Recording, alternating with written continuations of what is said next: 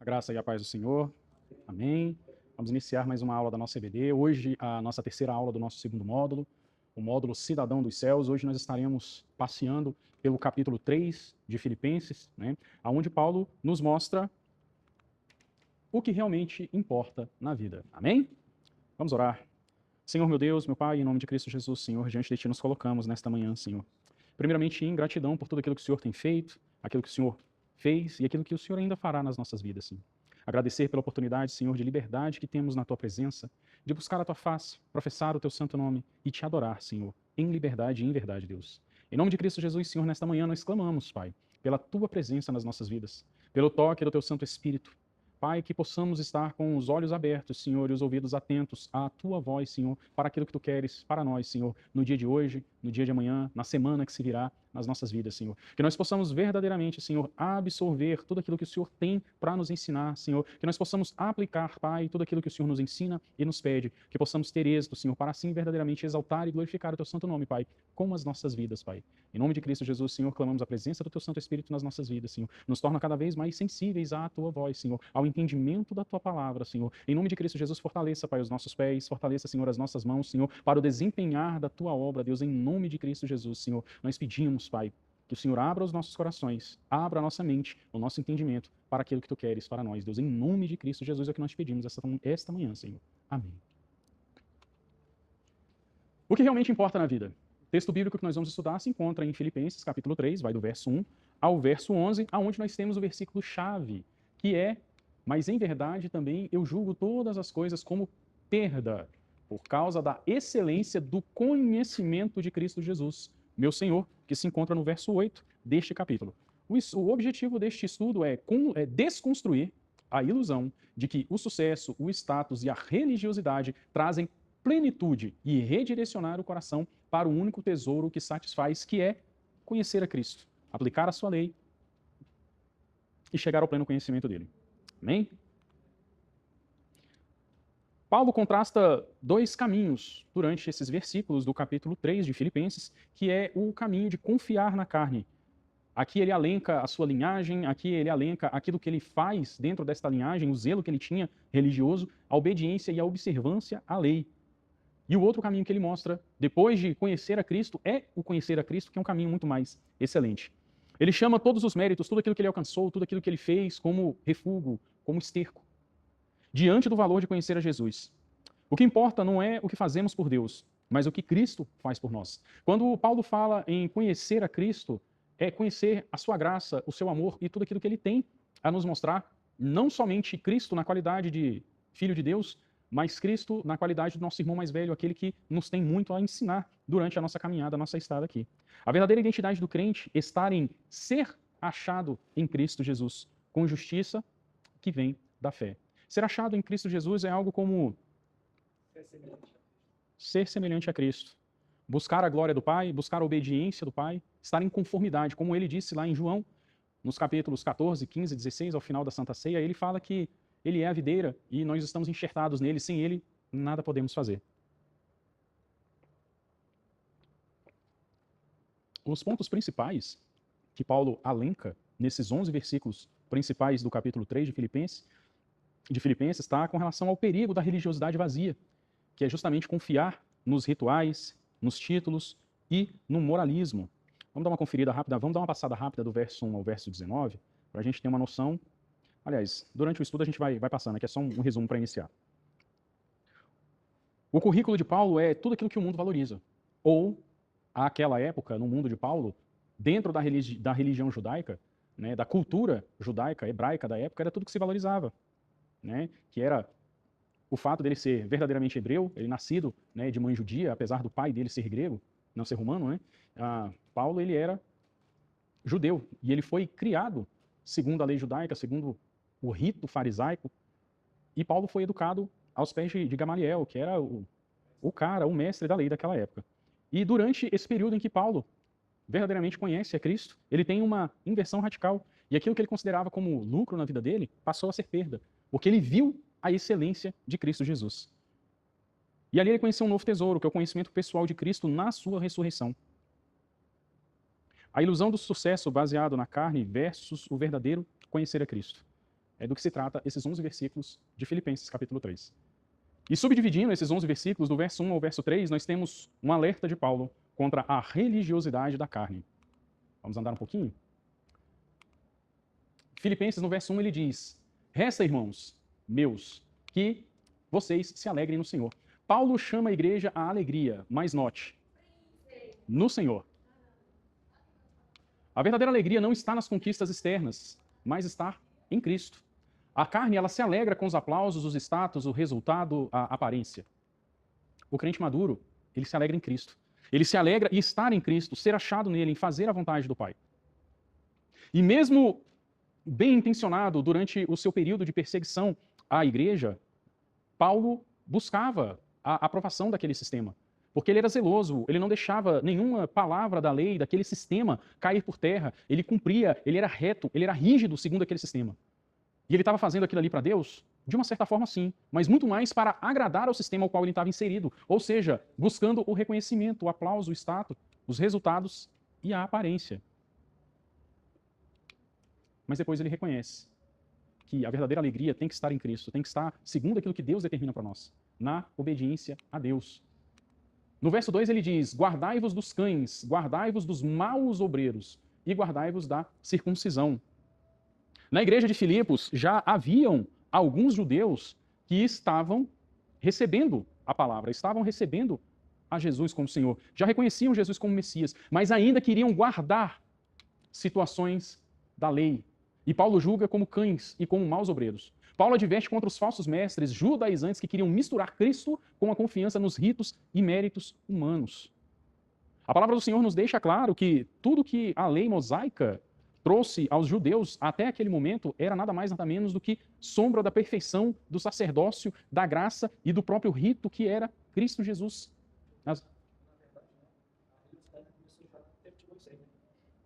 Sim, né? O pessoal via. Só que a distorcer, na verdade, é a palavra. A questão não é nem tanto distorcer a palavra, a questão é ficar preso no rito. Veja bem, a lei era rígida naquela época. Certo? E o que acontece? Era muito baseada em fazer, em cumprir. Não era baseada no espírito e na vida e no viver. A questão era, eu cumpro o que a lei determina, eu cumpro o que a lei pede, apesar do meu coração não estar totalmente inclinado para a obediência a Deus, totalmente inclinado para aquilo que Deus quer, eu estou cumprindo o que está na lei. É a minha obrigação. Tenho que fazer o sacrifício, tenho que levar as rolinhas, tenho que levar o cordeiro para o sacrifício, né? Eu tenho que dizimar. Mas onde é que estava o coração do povo? E isso se tornou uma coisa automática. Não havia quem procurasse verdadeiramente a Deus por amor, por graça, por misericórdia, por buscar estar aos pés de Cristo e do Criador. Nada mais era do que viver a letra fria da lei. O coração deles estava longe. E eles estavam tão fechados, tão focados em cumprir os ritos, que muitas vezes coisas normais do cotidiano, onde pessoas precisavam da ajuda, precisavam do auxílio, da mão firme dos sacerdotes, dos levitas, dos fariseus, dos saduceus, às vezes passavam reto. A palavra do Senhor diz que é melhor obedecer do que sacrificar. E extrapolando um pouco mais a isso, a palavra fala que se nós soubéssemos o que era misericórdia, o que é realmente misericórdia, não havia necessidade dessas coisas. O que é realmente amor e viver em santidade, viver para Deus, com Deus, num propósito que Deus nos chama a viver. Só aí o microfone para os comentários de vocês. Ah, beleza. Não, ele tá ligado. Ele tá ligado, né? E aí o que acontece? Paulo chegou, trouxe a boa nova. Cristo Jesus, o sumo sacerdote. Né? Plantou a igreja de Filipos. Mas ainda haviam judeus naquele lugar que ainda estavam presos aos ritos passados. Ou seja, começaram a contaminar a doutrina que Paulo havia deixado. A lei do Espírito e da vida, firmada e focada completamente em Jesus. E da mesma maneira como Paulo adverte aos filipenses a combater os cães, os maus obreiros e aqueles que ainda tentavam imprimir as coisas judaicas dentro do cristianismo, nós temos nos dias de hoje. Mas nos dias de hoje podemos de maneira fácil reconhecer as denominações ou seitas heréticas com o auxílio das 4 operações matemáticas. Olha só que interessante. Adição. Quando adicionamos algo à Bíblia? Não, nós temos a Bíblia, mas nós temos aqui né, o auxílio da nossa congregação aqui. Nós temos, né, um exemplo, o livro de Mórmon. Né, outro exemplo, nós temos aqui a revista Sentinela, Torre de Vigia. né? Então, há uma adição. Não é a Bíblia mais isso. Não, a Bíblia não é completa. Na nossa fé, na nossa doutrina aqui, temos isso aqui também. Então, se começa a adicionar, falsa doutrina. Temos Então, também... uma dúvida. A questão que, tipo, assim, existe... Não precisa apertar não, ele capta bem. Como tem muitas seitas, né, que agregam muitas palavras isoladas, né, como, né, e assim, como já fui muito abordado por seita, né, eles sempre falavam, olha, o novo céu e a nova terra é aqui, onde vamos habitar é aqui, tal. Eu falei, cara, mas a Bíblia a Bíblia cita que Jesus Cristo irás preparar um lugar para nós, que é no céu. Aí ele ficou sem palavras, sem como, né, argumentar, porque, né, hoje em dia, como o inimigo usa, né, as referências, né, e talvez, né, pela inocência ou às vezes porque não sabe a verdadeiro sentido da palavra, né, eles usam palavras isoladas justamente para confundir, né? E aí o que acontece? A gente costuma dizer que texto sem contexto abre base para heresia. Isso. Então, é necessário que você conheça bem o versículo, dentro desse contexto próximo do versículo, do que se trata o capítulo ou trecho do capítulo, e dentro desse trecho do capítulo ou do capítulo inteiro, né, que você conheça o livro todo em questão. Isso. E aí o que acontece? Ele precisa estar em consonância com o restante da Bíblia, porque Deus não muda, né? Deus não fala uma coisa em um lugar para depois dizer outra coisa em outro lugar. Nós costumamos dizer que a Bíblia interpreta a Bíblia. Temos coisas em Deus que são seus atributos intransferíveis, que isso é imutável. Deus é santo, ele é completamente separado, Deus não muda, Deus não se arrepende, Deus não volta atrás na sua palavra, né? Então tem várias coisas para se analisar, né, num grande contexto. Como você mesmo falou, o cara veio com um versículo isolado, você rebateu não exatamente com um versículo, mas com uma ideia geral plantada que estava na Bíblia, e com uma ideia geral que é uma coisa muito mais generalista e fácil, o cara ficou sem contra-argumentos, entendeu? Então é necessário que nós conheçamos a Bíblia, que nós, durante o nosso devocional, que nós façamos a anotação. Eu estou sentindo que essa linha, que esse versículo, que essa parte aqui está complicada. Anota. Pergunte para alguém da igreja. Às vezes, assim, até a questão, em respeito, né, não é que eu tenho minha opinião própria, né, e o outro tem uma opinião, uma ideologia, que aí, às vezes, tem uns que tem umas seitas que, às vezes, não acreditam na Trindade, nem no batismo do Espírito Santo. Isso entra na nossa subtração. Quando há redução ou subtração da divindade ou dos atributos de alguma parte da Trindade. Isso já entra na nossa subtração aqui. Jesus não é filho de Deus e não é Deus, ele foi só um grande homem. Né? Não, o Espírito Santo é só uma força ativa de Deus, por onde Deus opera. Ele não é uma pessoa. Então já começa a complicar. Temos outra operação. É complicado isso aí. Complicado, meu amigo. Temos aqui a divisão. A divisão, ela divide a fidelidade do fiel. Divide a fidelidade do fiel e da organização. São exclusivistas e buscam o controle do fiel. Existem determinadas denominações, principalmente ministérios um pouco menores e independentes, e entendeu que, não, é Deus, é Jesus, é Bíblia, mas, cara, a salvação só está aqui. Se você se desviar, não tem salvação em outro lugar. É só a gente aqui, né? E junto com essa situação de isolar esse crente do restante da irmandade dos cristãos do mundo, tem a questão do trabalho na congregação. Tem algumas igrejas, algumas congregações que acabam exercendo uma força em cima do fiel que chega a ser análogo à escravidão, né? Bota o pessoal para evangelizar e para pedir dinheiro no sinal, dizendo que é para obra missionária, dizendo que é para isso, para aquilo outro, quando na verdade vai tudo para o bolso do pastor. E não, você tem que trabalhar aqui, entendeu? A gente tem que fazer essa reforma aqui, né? E quem vai fazer são vocês estão fazendo para Deus e não recebe salário para isso. Se você sair daqui, você está debaixo de maldição, Deus não vai te abençoar. Então, ou seja, isola o crente e divide o crente do corpo. Isso acaba oprimindo o crente, né? A gente tem o versículo que diz que o meu povo perece por falta de conhecimento, né? E o que acontece? Muitas vezes a gente, por obrigação, a gente deveria saber a Bíblia toda, né? Todo o contexto. Mas, às vezes, a pessoa, ela cai nesse engodo, ela cai, né, nesse tipo de controle mental, sentimental. É uma pressão psicológica muito grande, né? Nós temos alguns irmãos aqui, né, congregantes aqui da nossa igreja aqui, que já passaram por esse tipo de situação, né? Eu mesmo já passei também por esse tipo de situação, mas logo eu falei, opa, tá errado.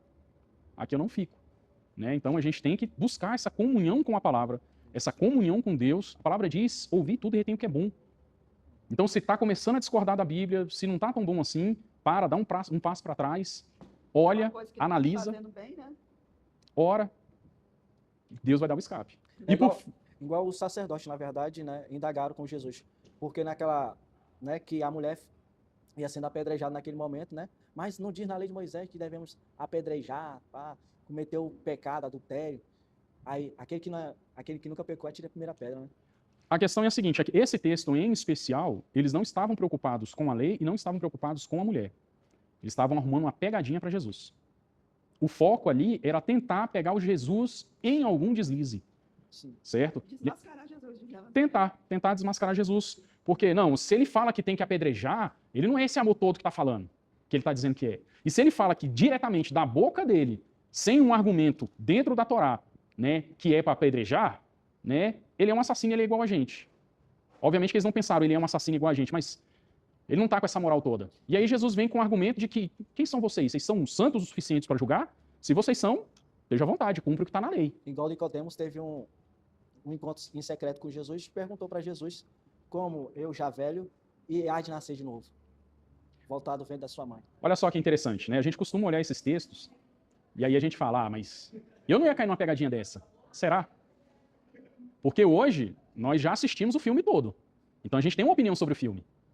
Né? Nós já lemos o livro, né? Lá do princípio deles, até depois do que aconteceu, muito depois deles. Para a gente, nos dias de hoje, é fácil a gente formar uma opinião. É fácil a gente formar uma opinião. Mas agora, se colocar no lugar de Nicodemos e todos os personagens bíblicos àquela época, com aquela economia, aquela política, aquela cultura política e aquela cultura religiosa, para a gente que está aqui, 1980, 2000 anos depois, apontar o dedo e falar é fácil. Mas realmente, você chega para um homem já velho e fala, ó, tem que nascer de novo. Ele está pensando no nascimento físico. Ele não vai pensar no renascimento espiritual. Não tem como. Outra coisa, o próprio Jesus falou que, né, nós somos bem-aventurados, entendeu? Porque Deus escondeu essas coisas dos sábios e revelou aos pequeninos. Então, até pessoas mesmo, pequenas, sem proeminência na sociedade, à época, entendeu? Para alguns ainda foi difícil de entender. Muita gente estava seguindo Jesus assim, vamos ver onde é que dá isso aqui. Porque ele teve o ano de ascensão, ele teve o ano de extrema popularidade. Aí depois de um certo tempo, quando ele vem com aquele discurso que aquele que não beber do meu sangue e não comer da minha carne não tem parte comigo, a galera já começou a espanar. Isso. Não, o que é isso? Esse cara agora está entrando com onda de canibalismo?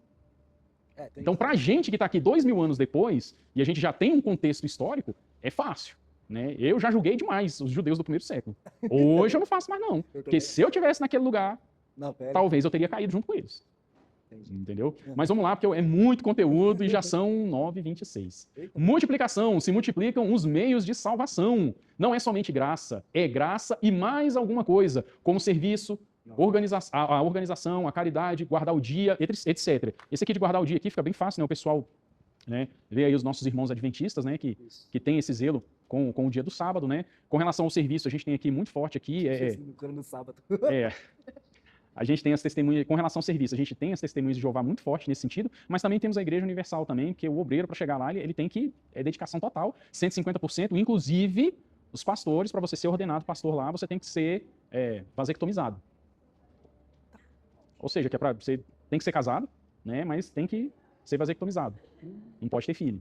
Por quê? Né, se você se desentende lá, entendeu? Você entende que aquilo ali é trabalho, entendeu? Você posteriormente você entra com um processo, ou acontece alguma coisa com você, e você tem filho, é tudo pensado de maneira econômica para mitigar, né, os problemas financeiros da igreja decorrente de alguma intercorrência. Então são considerados como seitas ou heréticos. Ou seja, trabalhando firmemente nas obras da carne, confiando na força das suas mãos, fazendo alguma coisa para Deus, julgando que vão estar mais perto, julgando que vão estar mais bem colocados, que estão fazendo, mas na verdade é só graça. É só graça. É a graça de Deus nas nossas vidas.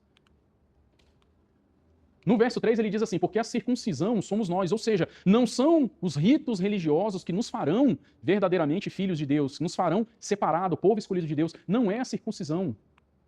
A circuncisão somos nós que servimos a Deus em espírito e nos alegramos em Jesus e não confiamos na carne. Paulo, aqui, neste versículo, ele define o verdadeiro povo de Deus. São aqueles que servem em espírito, de coração e mentes limpas em Deus, que alegram-se e gloriam-se em Cristo, porque a confiança está em Cristo e em Deus em todo o tempo. Não confiam na obra das suas mãos, não confiam na carne, pois sabemos que a carne é fraca, mas é o Espírito quem fortalece.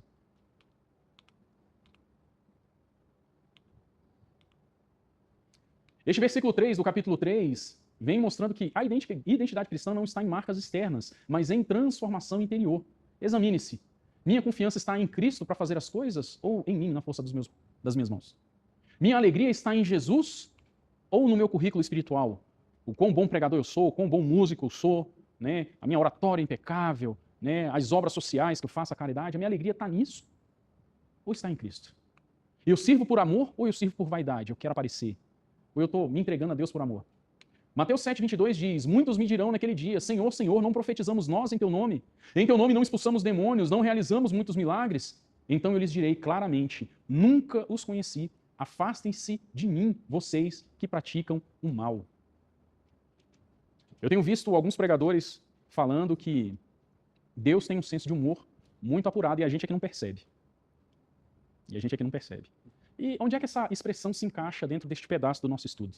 O próprio Mateus 7:22 diz: muitos me dirão naquele dia, profetizamos em teu nome, expulsamos em teu nome, realizamos muitos milagres. Deus pode usar alguém de maneira poderosa e mesmo assim Deus não o salvar. E eu considero isso uma enorme ironia. Deus permitir a pessoa fazer em nome dele, realizar em nome dele, mas como o próprio apóstolo Paulo que diz que quer ser encontrado nele, essa pessoa não será encontrada nele no final. Mas Deus a usou. Mas é aquela questão. O cara pode estar expulsando demônio, salvando vidas, assim. Mas dentro de casa, como é que será que ele é? Com a família? Não, né? eu não digo nem tanto isso, é a questão do interior mesmo. Conhecer e prosseguir a conhecer a Cristo, ao Senhor, né? E andar de acordo com a vontade dele, mas em espírito e em verdade. Em espírito, em verdade, te adoramos. Vamos parar só nessa parte da música aí. A questão da adoração. A adoração, ela não é simplesmente um momento de devoção onde nós glorificamos, um momento específico onde nós paramos tudo que estamos fazendo para glorificar a Deus na beleza da sua santidade, no momento de louvor comunitário na igreja ou no nosso devocional pessoal. Se você obedece a Deus, você está adorando a Deus. Se você faz a vontade de Deus, você está adorando a Deus. A questão é, trazendo para o capítulo 3 de Filipenses, né, você pode até fazer tudo isso, mas é em verdade? O seu coração está realmente entregue a isso? Né? Então tem gente que acha que de fato está todo dia na igreja, louvando, orando pelos irmãos. Confiando na obra das mãos e na religiosidade, assim como Paulo. Aí acha que está agradando a Deus, mas na verdade não está. O coração dele tá naquilo ali, não está em Deus. Ele quer mostrar serviço, então. Cacau Santos, ele é um dos maiores guitarristas gospel da atualidade do país. Ele é, assim, um gênio, um monstro da guitarra. E ele trabalhou durante algum tempo como músico contratado da Igreja Internacional da Graça. Né? E como ele começou a trabalhar muito cedo, desde os 14, 15 anos, então ele tem uma postura profissional muito forte dentro dele. Então, ele estava lá. Né? Na igreja onde ele estava lá, eram 5 cultos durante o dia. Né? E dia de Santa Ceia, né? Porque como era transmitido, né? Ele tomava Santa Ceia 5 vezes por dia, no dia de Santa Ceia.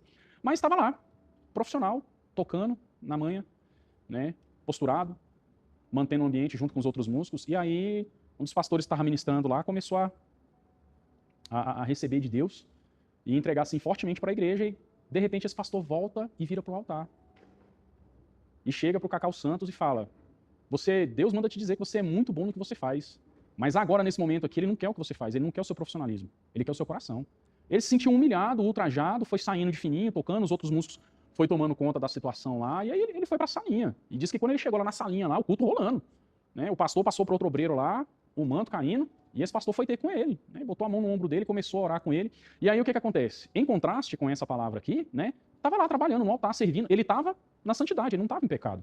Mas a questão é, onde é que estava a real entrega dele como homem e como músico para Deus? Ele estava como músico para a igreja, né? E esse texto do capítulo 3 de Filipenses, para a gente que está na igreja, para a gente que trabalha na igreja, limpa o chão da igreja, mexe com som, mexe com transmissão, louvor, às vezes prega, às vezes ensina, essa palavra é bem para isso mesmo. Como é que está a sua intimidade realmente com Deus? Que é aí onde vai rolar a transformação, porque tudo que a gente faz aqui, humanamente falando, a gente pode fazer de forma automática. Não tem problema nenhum.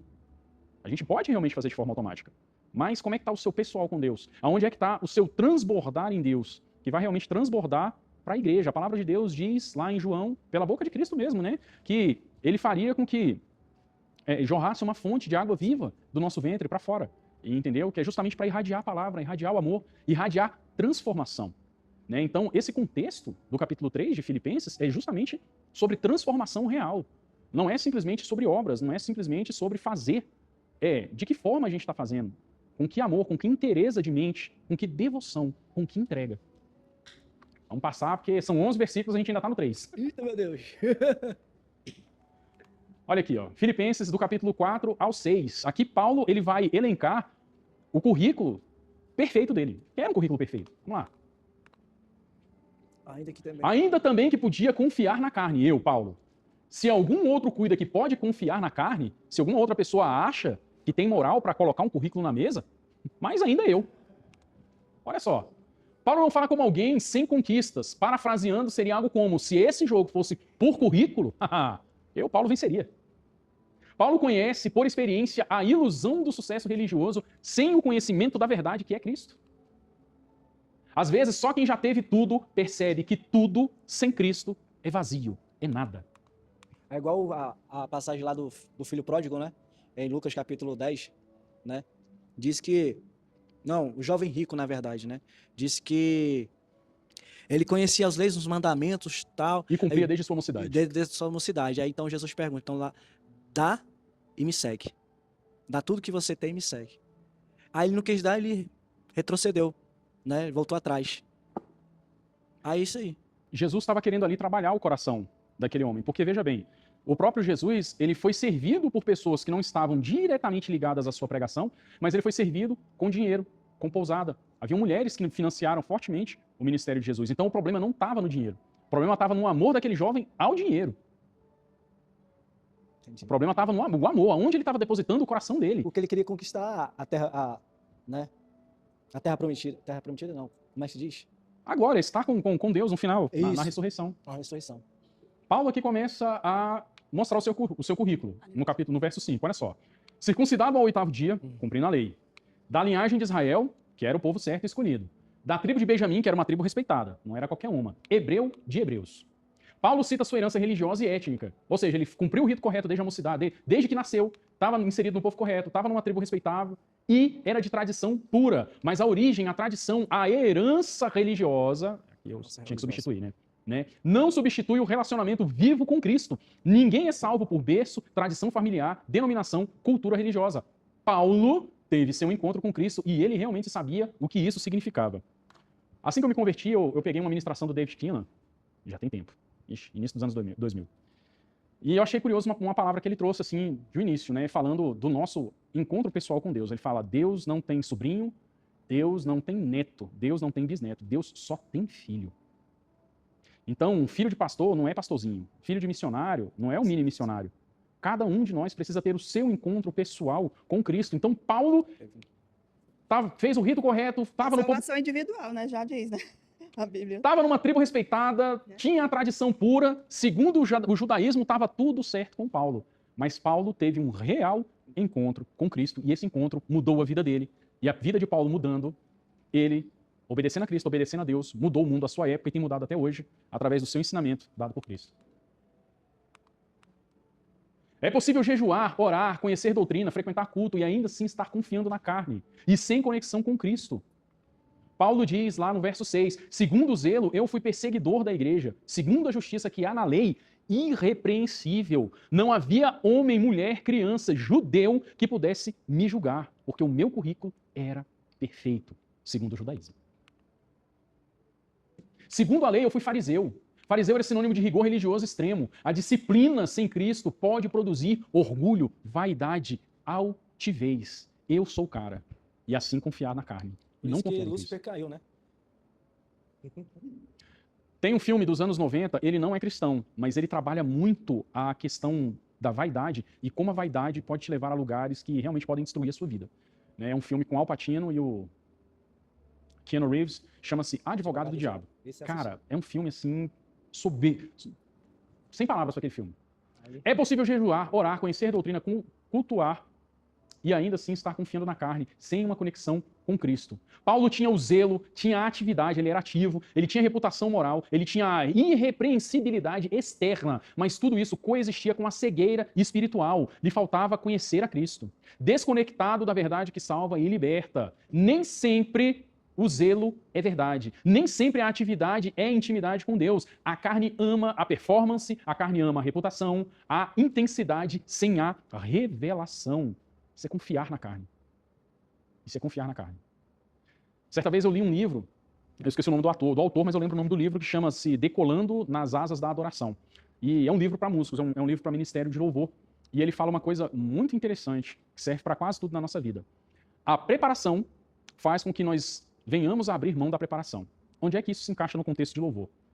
Você estudou tanto, você praticou tanto, tá tudo aqui tão na memória muscular, tudo a técnica, tanto na sua mão, que se você... Não, mas aqui é num caso benéfico. Aqui é num caso benéfico. Você estudou tanto, está tudo tão aqui bem sincronizado, encaixado na sua mão, que você abre mão de se lembrar qual é a próxima nota, o lick, o acorde, você se entrega no momento da adoração, e essa entrega, ela inunda também a igreja. Aqui não é o confiar na carne aqui nesse sentido, né? Nesse sentido deste livro, é na questão de você se preparar. Você se prepara de uma maneira tão excepcional que você se entrega a Deus e deixa Deus te usar como instrumento. Porque ele vai te usar dentro daquilo que você estudou, praticou e aprendeu.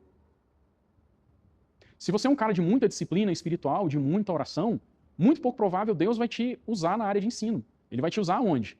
Na área de oração. Você vai ali começar a fazer a oração por alguém, por alguma coisa, né? Com o seu intelecto, com a sua mente, com o seu coração. Mas quando Deus tiver que entregar alguma coisa, Deus vai invadir você através do Espírito Santo de uma maneira tão grande que a coisa vai fluir de uma maneira que você, com a sua preparação de disciplina espiritual, até mesmo vai se surpreender. Como que eu falei aquilo? Como que eu profetizei aquilo? É de Deus.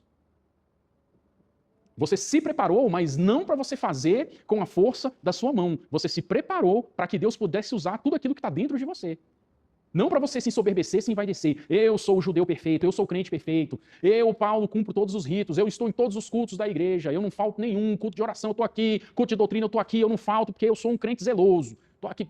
Deus não vai te usar assim. Agora, quando é a questão de você ter humildade dentro do conhecimento que Deus te proporcionou a ter, aí é outra coisa. Paulo diz que todo conhecimento que ele tinha, ele considerou por perda. Mas na educação judaica que ele teve, mais a educação romana por parte do pai dele, fez com que ele conhecesse a fundo a cultura das colônias romanas à volta. E isso para ele serviu para saber como chegar em cada lugar e de que maneira apresentar a Cristo, que era a verdade absoluta, que é a verdade suprema, que restaura, trata, cura, batiza com o Espírito Santo, transforma vidas. Tudo aquilo que ele estudou desde a mocidade serviu para isso. Serviu para alavancar Cristo, a mensagem que ele levava. Então, mesmo que ele diga, tudo eu considero por perda, a gente entende que não foi perda. Não tinha valor para se alcançar aos céus, mas ajudou com que a mensagem chegasse aos lugares. É aí onde entra o livro que eu falei, Decolando nas Asas da Adoração. A preparação te faz abrir mão da preparação. Muitas das vezes não é questão preparatório profissional, né? Estar sincronizado com o reino dos céus, né? Exatamente. Quando o currículo da vida vira perda. Filipenses 3,7, mas o que para mim era ganho, aqui no caso aqui ele está falando sobre o rito judaico, tá? Reputei por perda por Cristo. O encontro com Cristo muda completamente a escala de valores de Paulo. Aquilo que antes parecia lucro, agora é perda se competir com Cristo. Aquilo que mais tinha valor para Paulo, segundo o seu currículo, era a sua disciplina religiosa segundo a lei. E agora, o conhecer a Cristo reconheceu que tudo era perda, tudo era inútil, tudo é sem valor, por conhecer verdadeiramente a Cristo. Quando Cristo se torna supremo, o ego perde o trono. A humildade de Cristo em nós. O fruto do Espírito Santo gerando mudança em nós. Efésios capítulo 5, verso 22. Fé, humildade, mansidão, benignidade, bondade, paz. Verso 8. E na verdade tenho também por perda todas as coisas pela excelência do conhecimento de Cristo Jesus, meu Senhor. Em um segundo momento, Paulo vai além, porque no primeiro momento ele pega tudo aquilo que ele aprendeu como judeu, como fariseu, zeloso da lei. Ele considera por perda por amor a Cristo. E aqui no segundo momento ele vai além. Não apenas o seu passado religioso, mas todas as coisas perdem o valor diante da superioridade de Cristo. Conhecer a Cristo é superior a possuir qualquer sucesso humano. O cristão maduro entende que fama sem Cristo é vazio, é vaidade. Religião sem Cristo é peso. Status sem Cristo é ilusão. Conquistas sem Cristo não satisfazem. É o eterno vazio no coração e na vida das pessoas. Trabalha, trabalha, trabalha, faz, conquista, conquista, conquista, mas está sempre com o coração vazio, porque falta algo. Lázaro. Falta Cristo. Não, Lázaro não é. O vazio do nosso coração, ele tem um tamanho certinho de Cristo. Tamanho certinho de Deus nas nossas vidas. A justiça própria versus a justiça pela fé. Zaqueu tinha tudo, né? Quando ele teve um encontro com Cristo, ele ganhou tudo. Filipenses 3,9 diz assim, e ser achado nele, não tendo a minha justiça, mas a que vem pela fé em Cristo Jesus. Paulo, pela graça de Deus, anseia ser encontrado em Cristo, ou seja, estar unido a ele e contrasta as duas justiças. Amém. A minha justiça, que é a justiça segundo a carne, ela baseia-se na lei, no esforço, no mérito, no desempenho, na performance. A justiça de Deus, recebida pela fé em Cristo. O conhecer a Cristo destrói a ilusão da autopromoção espiritual. Não somos aceitos por Deus, por quê? Fizemos mais. Deus nos aceita, não nos aceita porque fizemos mais. Não é por isso. Deus não nos aceita porque nós erramos menos. Né? Isso acontece muito com pessoas que têm uma certa honestidade, um modus operandi social, né, aceitável segundo a lei. Né? Eu não bebo, não fumo, não jogo, não faço mal para ninguém, não preciso ir para a igreja. Estou tranquilo, estou safe. Pensa. Né? Deus não nos aceita porque erramos menos. Deus não nos aceita porque buscamos por nossos esforços sermos santos. Não é na força do nosso braço. Somos aceitos por Deus em Cristo pela fé e por sua graça. O verdadeiro conhecer a Cristo. Efésios 3, do 10 ao 11. Para conhecê-lo e a virtude da sua ressurreição e a comunicação das suas aflições. Esse é o 10. Paulo mostra o que realmente importa, que conhecer a Cristo envolve intimidade real com ele. Como é que você vai conhecer uma pessoa com a qual você não tem relacionamento, não busca ter relacionamento, não busca, né, ter intimidade? Experimentar o poder da ressurreição, participar dos seus sofrimentos, ser conformado à sua morte. Paulo fala que nós somos entregues à morte todos os dias por amor do teu santo nome, porque o mundo, segundo o próprio Jesus diz, jaz no maligno, esse mundo não nos pertence, estamos aqui de passagem. Então, cada dia que nós saímos à rua, né, alçamos as nossas mãos aos céus e declaramos o senhorio do Senhor Jesus sobre nossas vidas, nós colocamos alvos nas nossas costas. E o Brasil, ele ainda é um país onde há uma certa liberdade religiosa. Né? Muitos países sul-africanos, né, e países do Oriente Médio, se for pego com a Bíblia na mão, o mínimo que você recebe é prisão e 40 chibatadas, o mínimo. Né? A Nigéria... Os países que matam, né? A Nigéria teve uma notícia de 42 ou 32 cristãos, né, infelizmente, degolados essa semana. Então tá realmente complicado. Nós aqui ainda temos uma certa liberdade. Então vamos fazer a obra enquanto ainda é tempo. Verso 11.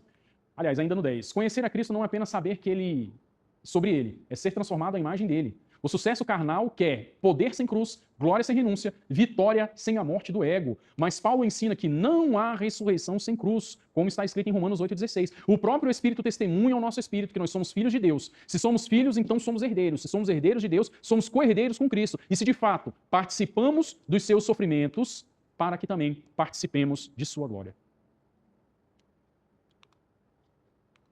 O verso 11 diz assim: para ver se de alguma maneira posso chegar à ressurreição dentre os mortos, ou seja, pela graça de Deus. Paulo vive com os olhos na eternidade, assim como em 2 Coríntios 4,17, pois os nossos sofrimentos leves e momentâneos estão produzindo para nós uma glória eterna que pesa mais do que todos esses sofrimentos de hoje. Quem conhece a Cristo não vive apenas para esta vida. A carne vive para o agora, o crente maduro vive para a luz da eternidade. Chegamos à conclusão. Paulo nos mostra dois caminhos. O caminho número 1, que é o caminho da carne, ou seja, a ilusão do sucesso humano e religioso. Confiar no currículo, né, religioso, aqui eu coloquei espiritual, mas está errado, religioso. Depender da tradição, aparência e performance, viver de reputação, gloriar-se em si mesmo e construir uma justiça própria. Esse é o caminho da carne. Mesmo cristãos bem intencionados, porém sem intimidade e relacionamento com Deus, podem cair neste engodo da carne sobre nós. Todos nós estamos sujeitos. Mas ele também nos apresenta o segundo caminho, que é o caminho do conhecer a Cristo, que é o verdadeiro sucesso espiritual. Servir com sinceridade, viver para o bem dos outros, honrar os fiéis, não confiar na carne, considerar perda tudo aquilo que compete com Cristo, desejar ganhar a Cristo, receber a justiça pela fé, conhecer Cristo em profundidade, abraçar a cruz, viver com os olhos na ressurreição, na eternidade, no porvir, com o Pai. Aplicações práticas. Como devemos nos portar, segundo Paulo? Com humildade. Não nos gloriando naquilo que somos, fizemos ou fazemos e aquilo que conquistamos. Com serviço sincero, como Timóteo e Epafrodito, no final do capítulo 2, vivendo para Cristo e para os irmãos. Sem confiança na carne, não depositando valor espiritual em cargo, tempo de igreja, dom, conhecimento, aparência, aquilo que nós fazemos na igreja. Valorizando a Cristo acima de tudo. Tudo perde o brilho quando Cristo se torna o nosso tesouro supremo, buscando intimidade real com Jesus. Não apenas informação religiosa, mas transformação, mudança de vida. Aceitando o caminho da cruz, conhecer a Cristo inclui renúncia, obediência e sofrimento por amor a Ele. Vivendo pela fé e não pela autopromoção. Nossa justiça não vem de nós, vem de Deus por meio da cruz. Amém? Amém. Então, nós fizemos aqui um caminhar, olhando versículo a versículo, aquilo que Paulo nos ensina sobre o que é importante na vida. E o que é importante na vida. Assim, me perdoe, contando aqui, eu era muito religioso na época, né? Eu achava que era o bambambam e não falava assim, Espírito Santo, pode deixar comigo que eu resolvo. Mano, e nesses tempos, né, aí eu aprendi, né? Deus fez ver, eu estava cego, mas fez ver o verdadeiro sentido. Porque não adianta agirmos com poder, temos a lei conosco, e às vezes não é que distorcemos, né? A gente quer agir com a força do nosso braço, querendo julgar, ser juiz, na verdade, né? Mas nesses dias aí, eu fui aprendendo, fui compreendendo, fui entendendo o verdadeiro sentido da palavra. Aí por isso que eu sofri um bocadinho nesse sentido, porque às vezes quando a gente se acha o santo dos santos, a gente passa pela mesma prova que O ímpio. O ímpio. Aí quando a gente passa a enxergar isso, a gente vê, não, eu sou pó como ele, eu sou um ser humano como ele, então sou sujeito como ele, a errar. E é isso. A palavra de Deus diz que aquele que está em pé, cuide para não cair, É. né? O E problema do religioso é que ele só vê defeito nos outros, né? Aí, Nele, nele ele é perfeito. Eu sou bom, eu sou cara, eu sou... confiando na força dos próprios braços. Aí ele tá mais pecando do que os outros. Para ele é pior ainda, porque ele tem um certo conhecimento, ele conheceu o pai, ele julga ter intimidade com o pai. E o ímpio que não tem nada disso, e você está fazendo, né, coisas tão parecidas com o que ele faz, é complicado. A gente tem que buscar a excelência do conhecer a Cristo, amém? Amém. Opa, o culto vai começar daqui a pouquinho, vamos orar? Senhor meu Deus, em nome de Cristo Jesus, Senhor, nós entregamos, Pai, esta aula de hoje a Ti, Senhor. Agradecemos, Pai, pelo conhecimento e clamamos, Pai, pela a Tua humildade, pelo florescer, pelo crescer, Pai, do fruto do Teu Espírito em nós, porque recebemos a Tua palavra, recebemos a Tua graça, Senhor, a Tua palavra de salvação, Senhor, e recebemos o Teu Santo Espírito que gera transformação em nós, Pai. Clamamos por essa transformação, clamamos, Pai, por essa humildade, Senhor, clamamos por intimidade contigo, Deus, em nome de Cristo Jesus, Pai, tira de nós todos os amores rivais, tudo aquilo que compete, Pai, contra Ti, contra a Tua palavra, Senhor, contra a Tua santidade em nós, Senhor, leva-nos verdadeiramente à Tua presença, Senhor, ensina-nos a permanecer lá, Senhor, e ensina-nos, Pai, a sermos propagadores, Pai, da Tua palavra, da Tua graça, em mansidão, em humildade, Senhor, em intimidade, com intensidade, Senhor, para a honra, glória e louvor do Teu santo nome. Te agradecemos, te bendizemos, em nome de Jesus. Amém.